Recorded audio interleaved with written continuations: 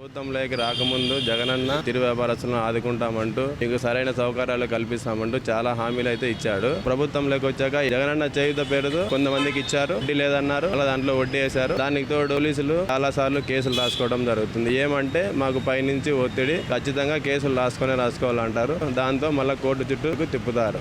చిన్నగా బతుకునే మాలాంటి చిరు వ్యాపారస్తులనే ఈ విధంగా వేధిస్తూ ఈ ప్రభుత్వంలో చాలా నష్టాలు పాలవుతుంది. బండి పెట్టొద్దని మాకు చాలా ఇబ్బంది పెడుతున్నారు. మాకు మటుకు ఏం సౌకర్యం లేదు. ఈ ప్రభుత్వం వచ్చినప్పటి నుంచి భారీ రేట్లు పెంచేసినాడు కాబట్టి ఆ రేట్లు కొద్దీ జనాలు కూడా కొనేది తక్కువైంది. మేము పెట్టేది ఆడ 20,000 పెడితే 10,000 కూడా రాదు. జగన్మోహన్ రెడ్డి గారు చెప్పినవేవి మాకు చేయలేదు. 10,000 ఇస్తే దానికి మళ్ళీ అది కట్టలేదు ఇది కట్టలేదు అని 10 సార్లకి 20 సార్లు తిప్పిస్తాను. వడ్డీలు వేస్తారు, మళ్ళీ అదేమి ఇవ్వట్లేదు. గత 20 సంవత్సరాలుగా ఇక్కడే బతుకుతున్నాం. ఇప్పుడు సడన్ గా పోలీసు వాళ్ళు వచ్చి తీ అన్న ఎక్కడ పోలేని పరిస్థితి మాది. 10,000 ఇచ్చినట్లు ఇచ్చే మరి దానికి 10,000 వడ్డీతో సగా వసూలు చేసినాడు. మాకు పోలీసు వాళ్ళు పక్క ఇబ్బంది పెడుతున్నారు, మున్సిపల్ వాళ్ళు ఇబ్బంది పెడుతున్నారు.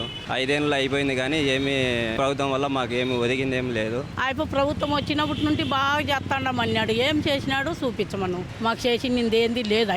జగనే ఏం చేసినాడు, ఏం చేయలేదు. మా బతుకులు ఇట్లా రోడ్డు పైన పోతాండాయి, కాలం గడుచుకొని పోతాండాం.